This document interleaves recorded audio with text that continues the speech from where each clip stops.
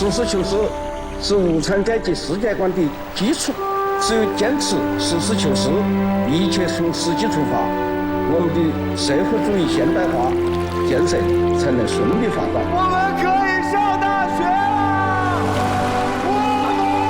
目前进行的关于实践人真理的唯一标准问题的讨论，实际上也是要不要解放思想的争议。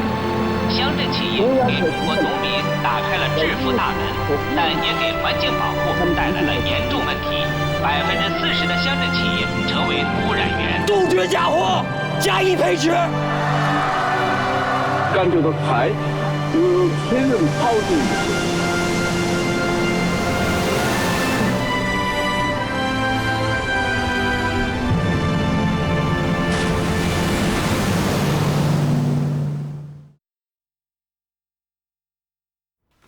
精神，走。我还是不去了。我不单单是因为刘启明的问题，我从小就这样，我不习惯和领导走得太近。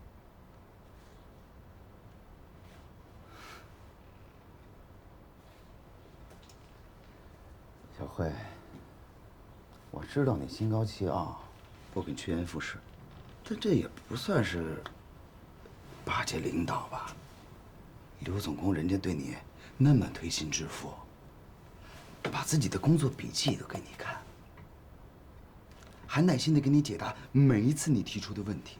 这一次又力排众议，让你做青年代表，你连上门感谢一下都不肯吗？这也太不通人情世故了。我说了，我会去感谢刘总工的，但不是今天。你跟我说实话，你是不是还是介意我跟刘启明？要说不是，那是假话。但我今天不去，并不是因为这个。那到底因为什么？我不想让人家看成我是那种走捷径、急功近利的人。宋运辉，我就这么让你看不起吗？不是，我不是说你。我和刘启明走到一起的时候，还不知道你对他有好感。我不是因为这个。你听我把话说完。在图书馆看到你，我心里一下子就明白了。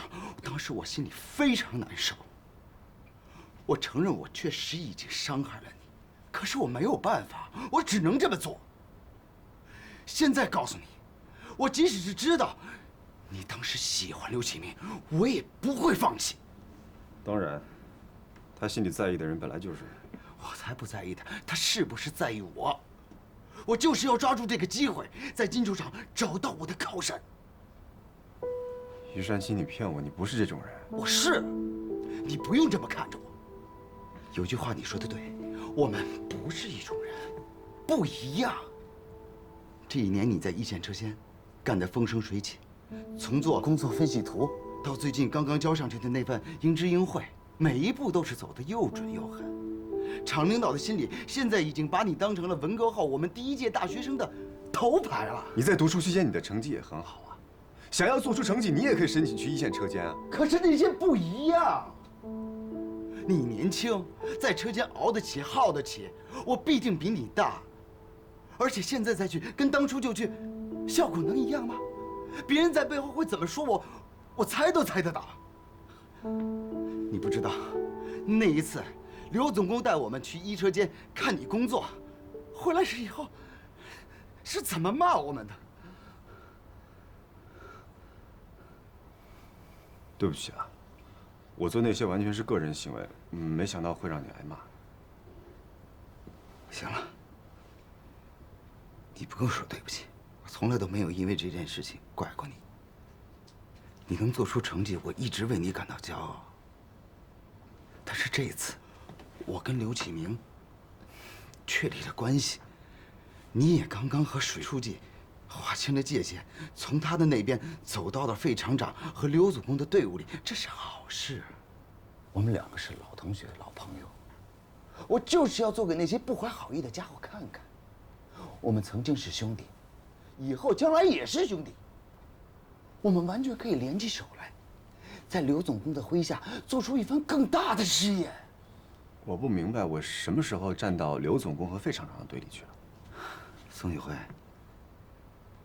我已经把我心里的话这么掏出来给你听了，你现在还要跟我装傻？你说清楚一点，我哪儿装傻了？啊，我就看了一本刘总工的笔记，请教他几个问题，我就算站队了。还有，我本来也不是水书记的人。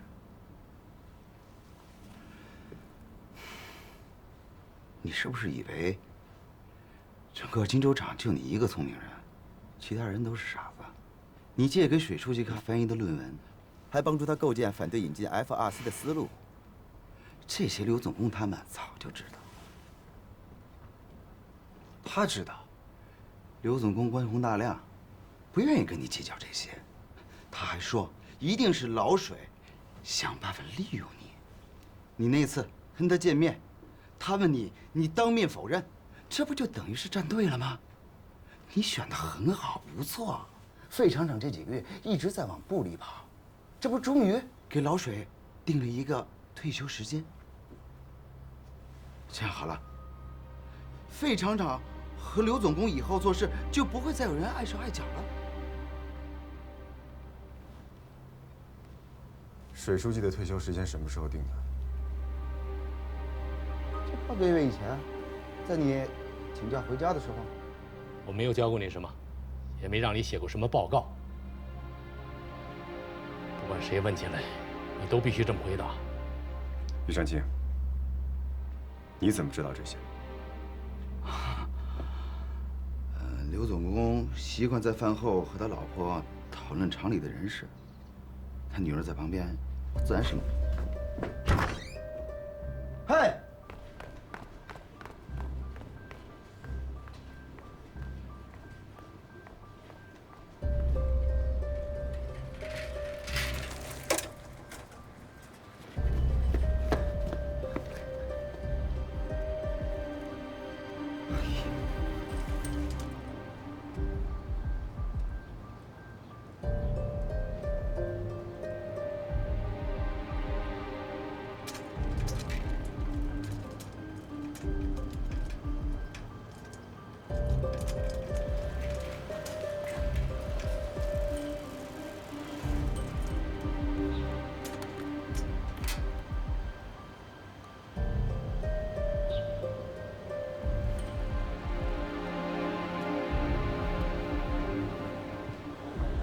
宋辉，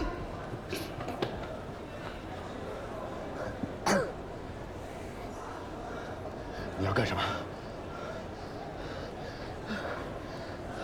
我只想亲口向刘总工求证一下。你这不是故意要害我吗？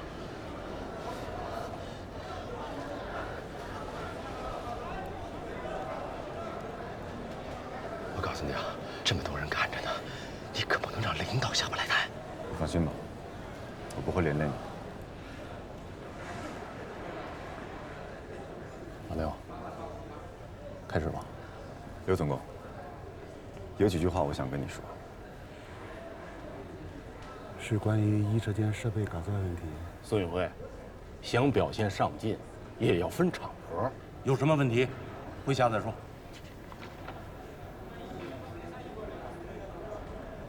怎么回事啊？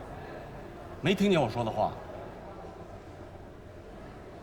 刘总工，只是几句话，问完我就下去。好，抓紧时间问吧。FRC 的技术设备，你有没有考虑过？它并不代表当今世界最先进的化工生产水平。我翻译的那篇论文上已经详细阐明了关于 FRC 技术的局限性。半个月以前，你到一车间拿给我看的那篇论文提纲里，对这个问题又做了进一步的解释和说明。这些问题，你应该都知道吧？你问这个问题的目的是什么？上次你亲口跟我说，关于论文的提纲和你们有一点关系。难道你撒谎了？是的。那天我没说实话，这篇论文提纲是我做的。孙宇辉，你想干什么？想逼宫厂领导吗？谁支持你来的？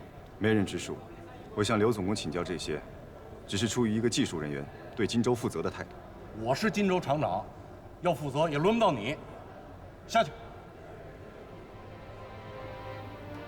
刘总工，费厂长，荆州引进国外的技术设备，要耗费国家的巨额外汇，如果定位出现偏差，造成的损失非常可怕。FRC 已经不具备国际领先地位，等到引进荆州、组装完毕正式投产，至少要在2年以后。那时候，他们的产品将全面落后于国外同行业水平，甚至会因此导致荆州失去在国内同行业的领先地位。这是你一个工人该考虑的吗？我是荆州的工人，这些正是荆州人该考虑的。我知道你爱钻牛角尖儿，但是这件事情牵涉很大，引进技术设备不能单单的站在技术的角度考虑啊。不用跟他废话，以后永远不要再提你那篇什么破论文，不然我就按破坏生产秩序，给你3庭处分。小宋，做事情认真负责是好的，但是不要做过了头，做过了头就利欲熏心了。我再劝你一句，赶快悬崖勒马，我还会让你当青年代表发言，好吧？停职、停薪、停工，还是当代表发言，你自己看着办。刘总工，谢谢你这段时间对我的照顾和帮助。这篇论文我会写完。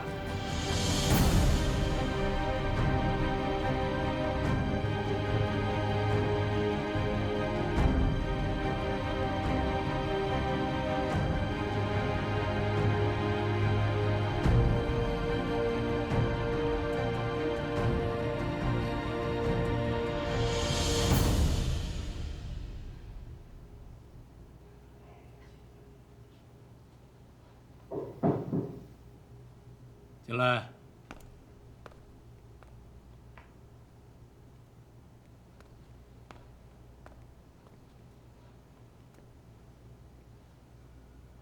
不是不让你再到这里来了吗？我都知道了。什么都知道了。我知道你要退休了，是费常让他们逼迫的。也知道你在我休假的时候，拿着论文提纲去找过刘总工他们怕了才会逼着你退休。还知道你是不想连累我，才说出那些警告的话，要跟我撇清关系。上这儿来之前，去找老刘摊牌了，对吗？论文提纲是我写的，自然得由我来完成。你小子，一点都不听师傅的话。我是你徒弟吗？那天晚上我不都认了吗？怎么，你不想认我这个师傅？看不上我不懂技术？懂技术的未必就能做成事。你这么冲动，不怕老费他们开除了你？我没想那么多。那现在呢？打算怎么办？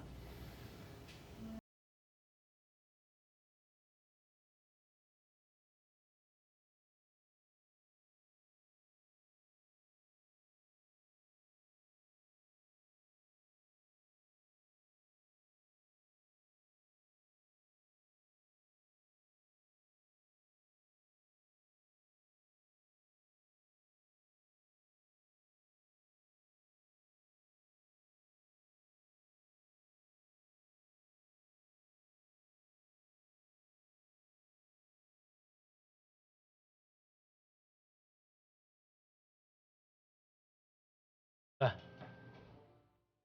怎么了？以后说话别这么没大没小的，什么你呀我的乱叫。师傅，你等我。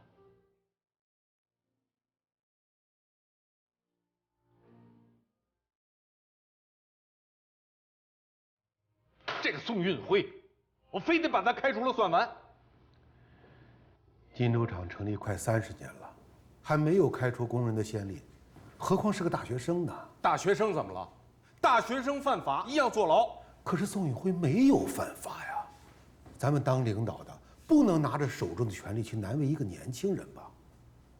况且全厂几万人，咱得听听群众的舆论吧。那就把他赶出荆州，开仓库去。老费，消消气儿，50多岁的人了，干嘛和一个毛头小伙子一般见识啊？上次呢，我给大家计算了1.5平方的电线用料的制作计算方式，大家还记得吧？今天我给大家提个问题：我如果制作2.5平方的电线，如果用4:1规格的铜丝制作，大概是需要多少根铜丝来完成？有哪位同学给我们计算一下？证明。 4:1规格就是直径0.41，然后除以2等于0.205，这个是半径。然后用半径乘以半径再乘以3.14，等于0.1319585。然后2.5的平方的电线是2.5除以0.1314585。 约等于19股。回答非常正确，来鼓励一下。你瞅我干啥？我脸上有答案呢。啊，来来，我看你写的什么。刚才郑明说的答案是几？19。你写的几？8。向郑明好好学学。 坐下。看样子，计算方式大家已经知道了。来，这就是绞丝机，我以前给大家演示过。那今天有没有哪位同学想自己上手试一试的？我来。来，证明。来来来，大家都来。这小个儿站前面。这个呢，就是要制作的2.5平方的电线，用多少根铜丝呢？就是郑明同学计算的19根。 叶工说在开动之前一定要先检查一下。好，开机。错了，关机，快关机！哎呀，郑明啊，下次一定要记住，要顺时针。你现在弄反了，一定要弄成正极。好。哎，不好打人的。你脑袋长屁股上了，正反不分吗？ 我没注意，书记。不是你干嘛呀？你这么孩子哪敢再上手啊？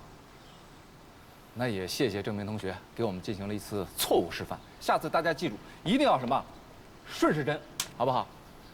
来，我们把这个捋顺了，再来一遍。你闲着干啥呢？帮忙不会吗？是书记。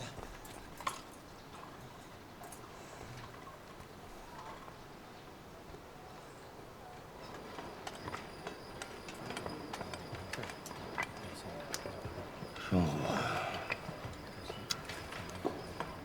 你说我花了大价钱，我请师傅回来教他们做电线，一个个都被惯坏了，不打不骂，你说他们好好学吗？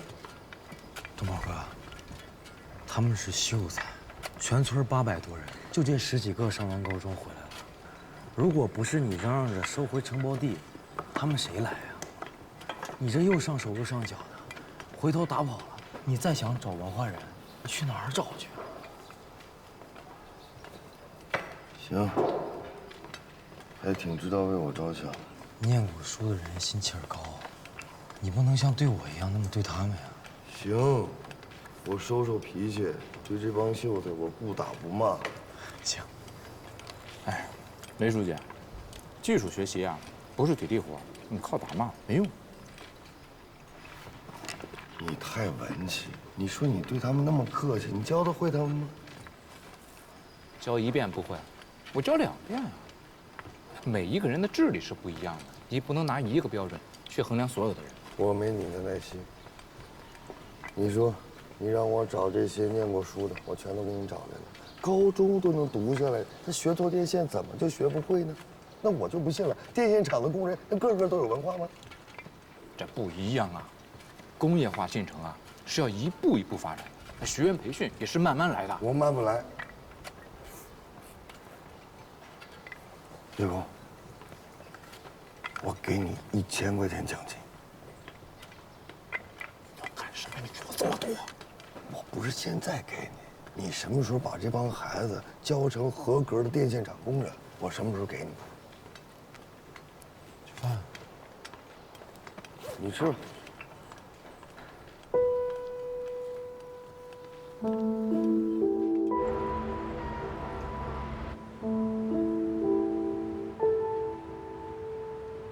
老爷，哟，老水呀！你好，你好，你好。哎呀，你看你都来1个星期了，怎么才来看我呀？亏得你昨晚打个电话，要不然我今天就有其他安排了。哎呦，有什么事儿比见我还重要啊？哎呀，过2天要去美国开个会，那么一大堆的手续得配合组织办理嘛。你也忙，那我就开门见山了啊！老爷，这是我们金州厂的技术尖子宋运辉，小宋，这就是我跟你提起过的国内化工领域的专家尹芳尹主任。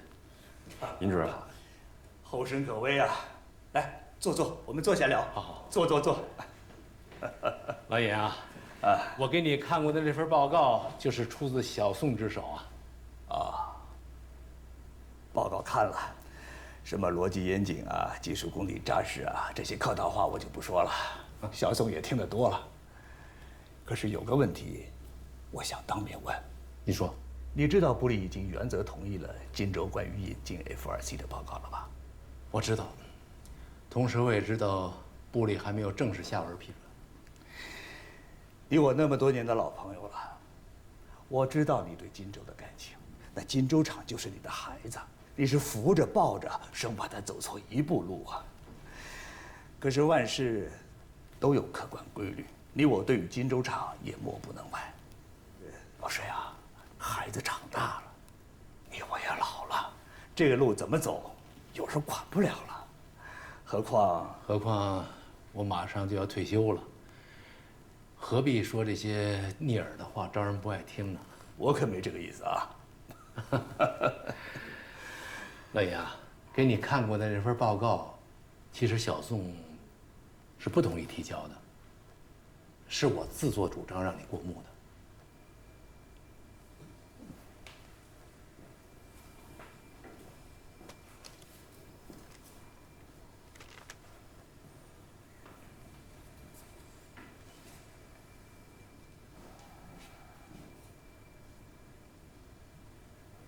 年轻人还有什么补充吗？尹主任，来北京的这1个星期，水书记带着我走遍了相关单位的几乎所有资料室。我查了很多国外最新的技术资料，也找到几种足以替代 FRC 的技术方向。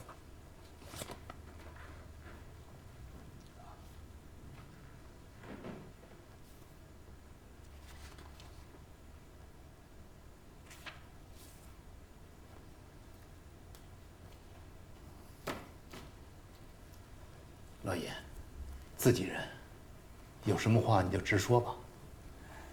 老水啊，小总，你们挑选的这几个替代方案，其实部里曾经都让我去论证过。那就是说，这几个方案都是你们淘汰下来的。选择 F2C 是经过综合考量后的最优解。可是 FRC 目前已经落后，无论是凯诺森生产线，还是伊斯特伍德型技术，甚至就连我作为备选项的 BNG 型的设备方案，都要比它更高效，也更先进。国外发达国家目前正在逐步淘汰 FRC 技术。小宋啊，我们国家有我们国家的具体国情。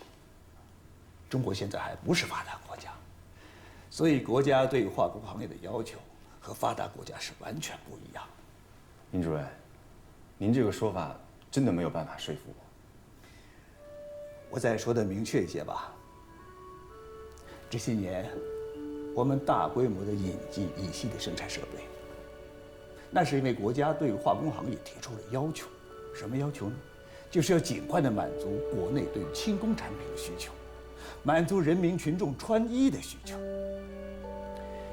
荆州产品的覆盖地区，正是我们国内及工产业集中的纺织基地，更应该承担起这战略的任务。而你说的那些发达国家，他们在基础的化工原料要求跟我们差很多，不一样，所以他们可以淘汰 F2C， 我们却不能。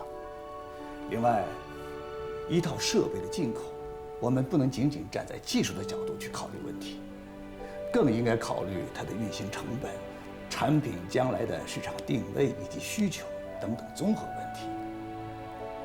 尹主任，关于这些，您能说的再具体一些吗？荆州的地理位置，决定了它在引进每一项设备的同时，必须要考虑如何降低原材料和产品的运输成本。我们附近没有大型的深水港，万吨级的油轮难以停泊，产品原材料的运输成本必然上升。仅因这一点，我们荆州的产品就失去了价格优势。而你选的几个替代方案，它的设备造价本身就是高于 FRC 的，加上它的运输成本居高不下，就会使得我们荆州未来的产品在同行的竞争当中失去优势啊。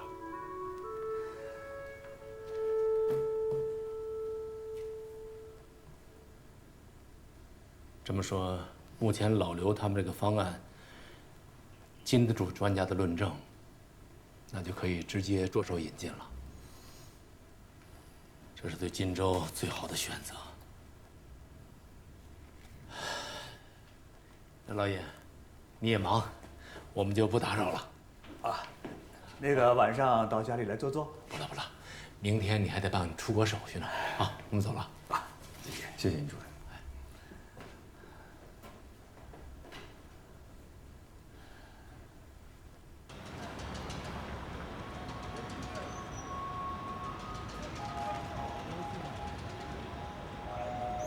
水书记，能不能再给我几天时间？你还想干什么？我还想再去查一些资料。玻璃专家都论证过了，你还查资料有什么意义呢？我相信尹主任说的那些理由，但是我不想就这么放弃。只有实打实的数据和指标才能说服我。难道你真想凭一己之力挑战部委的专家？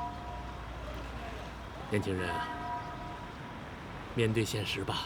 我不是想要挑战谁，我只是想再做一次努力，就算是为了以后回想起来不后悔吧。水书记，为了这件事情，我们付出了这么多，你真的甘心就这么放弃吗？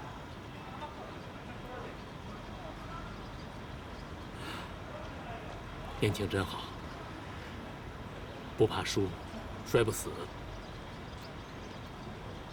我再给你5天时间，下周3之前，你务必赶回厂里。为什么这么赶？我怕5天时间不够。厂里已经给我定了退休的时间节点，我原打算今天见完老尹之后，明天来部里送材料，后天回厂里办退休手续。现在看来，部里没必要再来了。我明天就走，你下周3之前必须赶回厂里。我得在办完退休手续之前，把你从1车间调到维修分厂。为什么把我调走？你跟着我，把厂里的领导都得罪遍了。再在1车间待下去，就没有出头之日了。维修分厂的老程是个厚道人，不会为难你。你在那儿先苦干几年。刘总工还是爱财的，等他这口气过去，兴许还能再给你机会。谢谢水书记。我也只能做这些了，以后的路就只能靠你自己走了。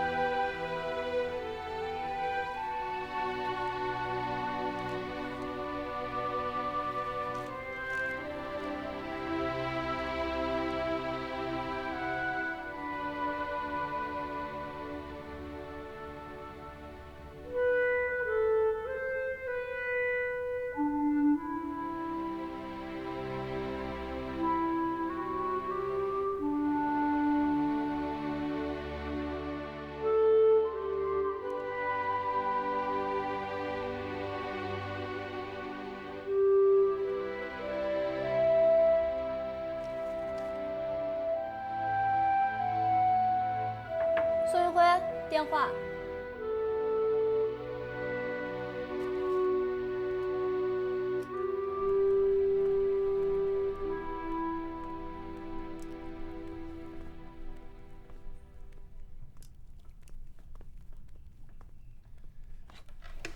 水书记，我实在没办法了。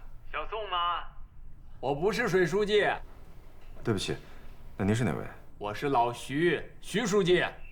徐书记，怎么是你啊？你找我有事吗？非要有事才能找你啊？我听说你来北京了，你也不来看看我。我可是你进京州的媒人。对不起，对不起，一直在忙，就没顾上想这个。今天下午你就来我家，咱吃顿便饭，好好聊聊。好。那我等你啊。行，那晚点见。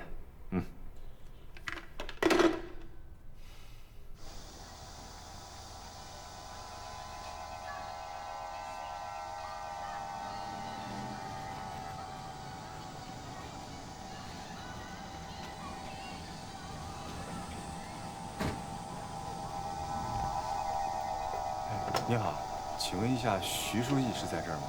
哎呀，小同志，找我们家的谁呀？啊，您好，我是金州化工的宋运辉，我是来找徐书记的。我们约好了在这儿见面，我在这儿等他。应该是这个地址，没错。进去坐吧。谢谢。这个金州来的同志啊，都管他叫小徐，或者叫徐处，只有你管他叫书记。你是从他做县委书记的那个地方来的。对，您一猜就准。我能去金州工作，还是因为徐书记举荐的。他对金州啊宝贝着呢，恨不得所有的好东西都往金州塞。小伙子，你就是好样的。爷爷，我今天被老师表扬了。小宋，徐书记来了。回去跟爷爷好好说说怎么被表扬的。哎，你们进屋慢慢聊啊。走吧，一边走。来，请坐。这是给您带点东西。哎呀，小小意思。别跟我客气，快坐吧。好。比我1年多前在玉制品厂见到的你老成了许多。东宝和你姐姐还好吧？我姐2个月前去世了。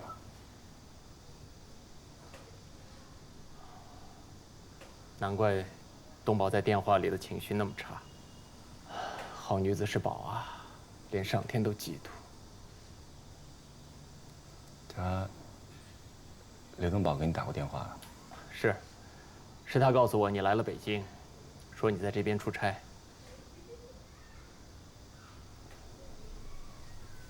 你心里在怨他？怨。可看见他那伤心的样子，就没法责怪。我了解东宝，你替他向你爸妈求个情，即使你不怨他，他自己对自己的折磨，也足以打垮他了。以他对你姐姐的感情，断了他的4肢，也不如你姐姐的去世对他的伤害更大。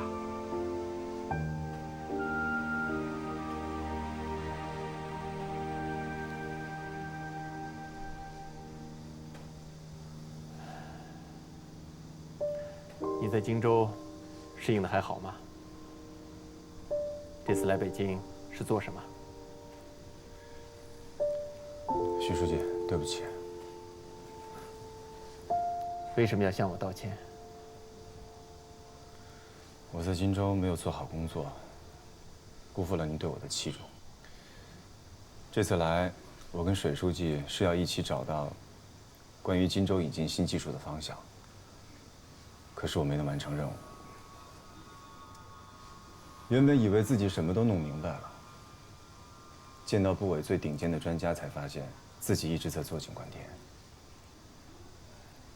引进设备的资料带了没有？带了。能给我看看，让我学习学习吗？啊。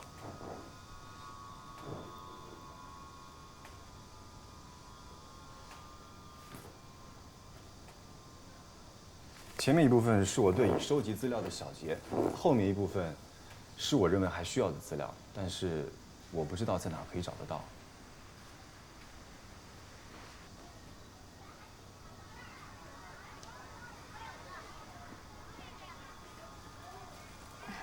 请用茶。谢谢。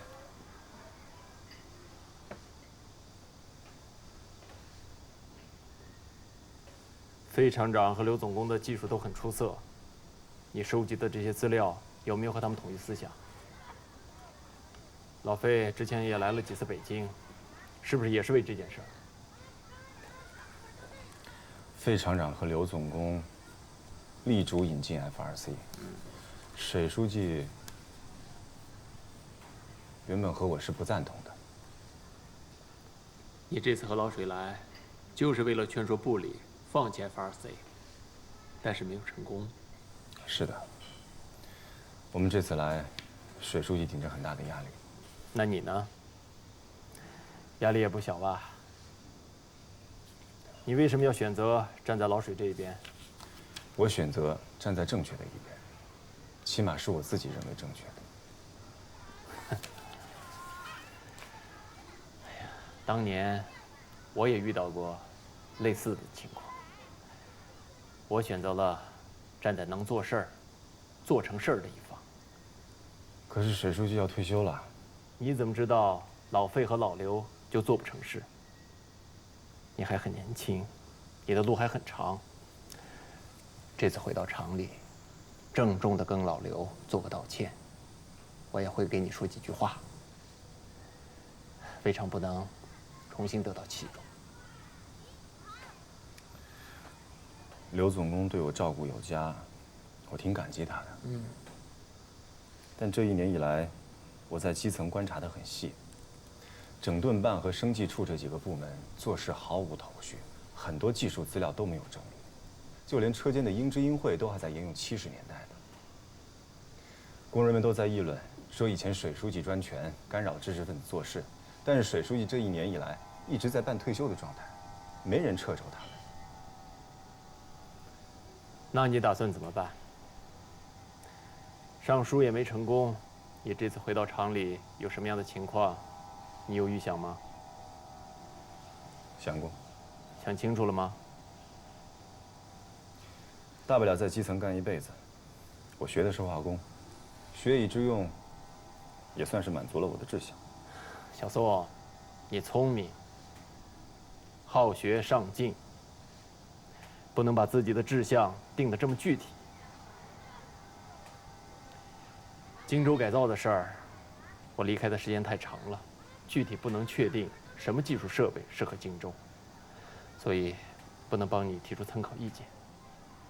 但是，就你这个报告中间的内容，我看还是考虑的不全面。之前我跑遍了北京各相关单位，得到的数据都不支持我的设想。当年我和你在小雷家初次相遇的时候，你给我留下了很深的印象。那会儿年少无知，说话不得体。不，我看出你那时候心无旁骛，看问题能抓得住重点。你当时给小雷家提建议，让他们打开眼界，把兔毛卖到上海，这样就成功地破解了相关单位对他们的销售封锁。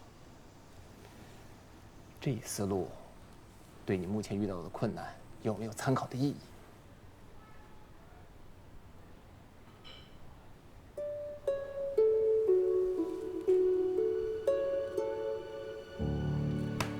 哦，我明白了。你明白什么了？谢谢徐书记。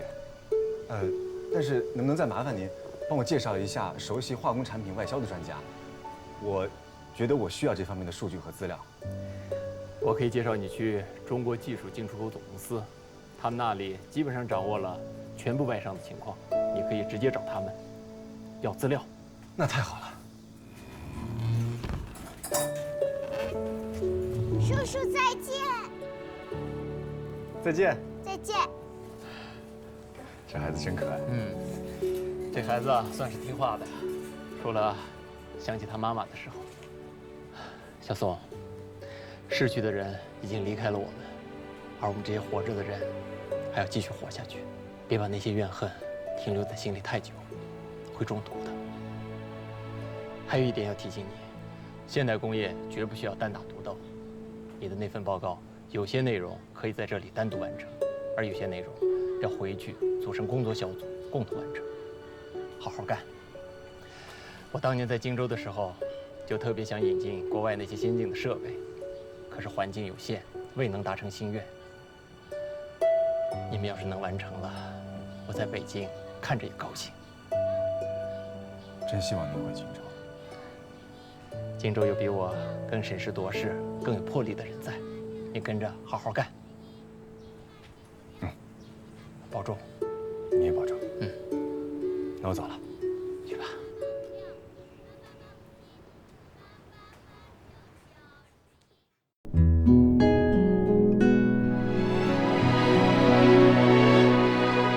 春天开的花无声，盼着秋天的金色说过，前人栽下的希望的种子，后人来获。夏天的骄阳如火，泛起层层波，陶依旧热，推开一扇窗，让风轻扬过，如春来过。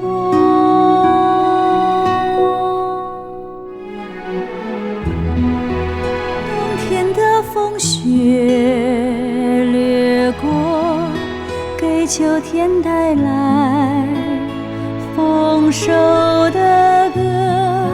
何时下的雨，何时停的风，把往事说。